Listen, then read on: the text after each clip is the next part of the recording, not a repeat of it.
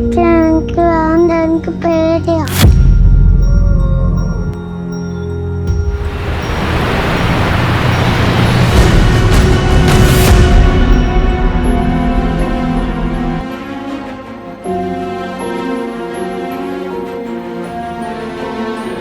എത്ര നാളെന്ന് വെച്ചാൽ പോലെ ഇങ്ങനെ പേടിച്ച് ജീവിക്കുന്നത്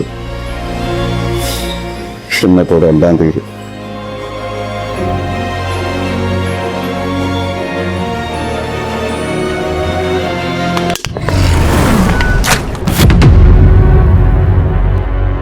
ഹലോ, എന്താ പരിപാടി?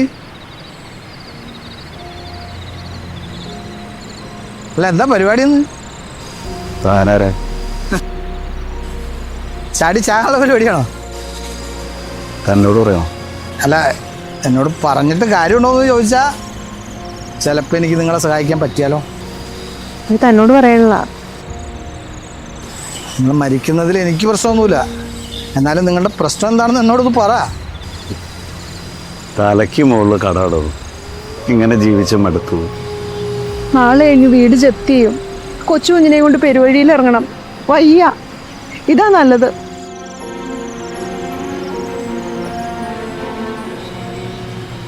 അപ്പോൾ നിങ്ങളുടെ പ്രശ്നം എന്ന് പറഞ്ഞാൽ പണമാണ്. പണം കിട്ടിയാൽ തീരുന്ന പ്രശ്നമല്ലേ ഉള്ളൂ നിങ്ങൾക്ക്. എന്നാൽ ഞാനൊരു ഉറപ്പ് തരാം, നാളെ നിങ്ങളുടെ എല്ലാ പ്രശ്നങ്ങളും തീരും.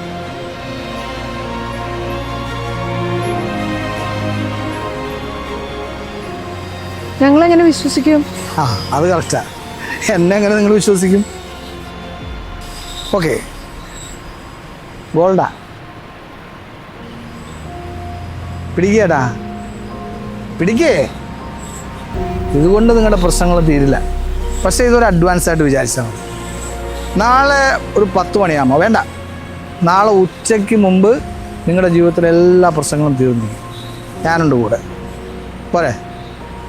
ചെല്ലേ ചെല്ലേ, കൊച്ചിനെ കൊണ്ട് ചെല്ലേ, പോ.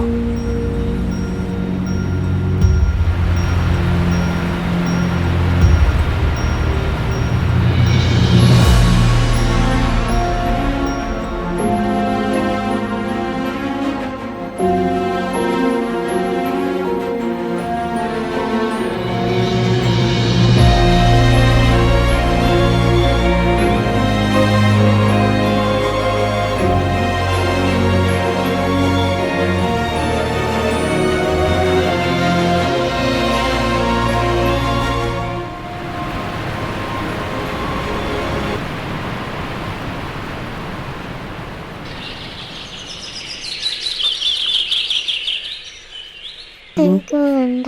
അമ്മോ, ഇത് കഴിക്കേ. എനിക്ക് വേണ്ട. ഇത് കഴിക്കുമോളെ. എനിക്ക് വേണ്ട. അച്ഛനിപ്പോൾ പുറത്തിറങ്ങാൻ പറ്റാണ്ടല്ലേ മോളെ. മോളിപ്പോൾ ഇത് കഴിക്കി. എനിക്കിത് ഇഷ്ടമില്ല.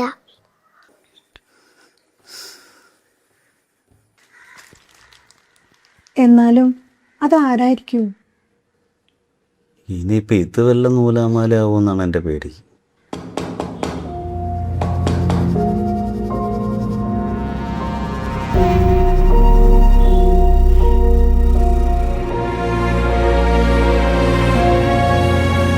കൊച്ചച്ഛൻ.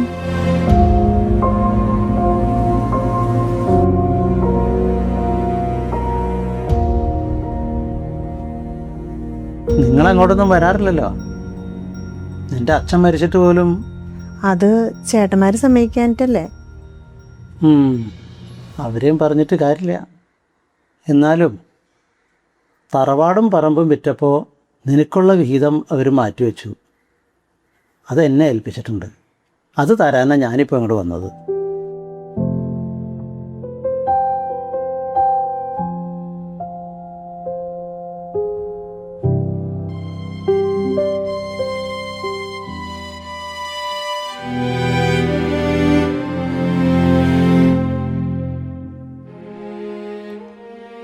ഇത് വാങ്ങി ഒലിച്ചു പോകുന്ന ദുരഭിമാനത്തെക്കുറിച്ചൊന്നും ഇപ്പോൾ ആലോചിക്കണ്ട.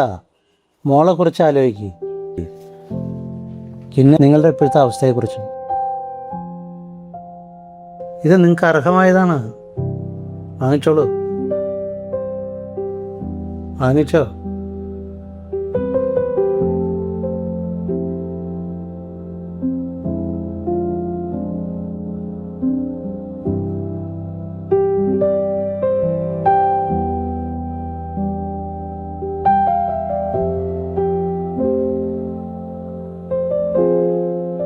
നാളെ ഉച്ചയ്ക്ക് മുമ്പ് നിങ്ങളുടെ ജീവിതത്തിലെ എല്ലാ പ്രശ്നങ്ങളും തീർന്നു. ഞാനുണ്ട് കൂടെ.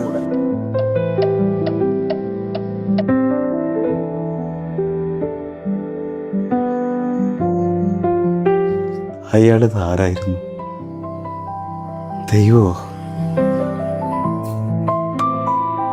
അച്ഛാ, നമ്മൾ ഇന്നലെ രാത്രി കണ്ട ചേട്ടനതാ ടിവിയിൽ കാണിക്കണു. പ്രശസ്ത ബിൽഡിംഗ് കോൺട്രാക്ടർ സഞ്ജീവ് കൃഷ്ണനെ ഇന്ന് രാവിലെയാണ് പള്ളുപ്പേട്ട ആറ്റിൽ നിന്നും മരിച്ച നിലയിൽ കണ്ടെത്തിയത്. പ്രാഥമിക അന്വേഷണത്തിൽ കുടുംബ പ്രശ്നങ്ങളാകാം സംഭവത്തിന്റെ പിന്നിലെന്ന് പോലീസ് സംശയിക്കുന്നു. കേസ് രജിസ്റ്റർ ചെയ്ത പോലീസ് കൂടുതൽ അന്വേഷണം തുടരുകയാണ്. അയാൾ നമ്മളോട് പറഞ്ഞതുപോലെ അയാളോട് ആരെങ്കിലും പറയാനുണ്ടായിരുന്നെങ്കിൽ അയാളിപ്പോഴും ജീവനോടിരുന്നേനെ അല്ലേ? നീ കണ്ടുമുട്ടുന്ന ഓരോ ആത്മാവും നിനക്ക് കാണാൻ കഴിയാത്ത ഏതെങ്കിലും യുദ്ധത്തിലായിരിക്കും. അതുകൊണ്ട് ദയ കാണിക്കുക.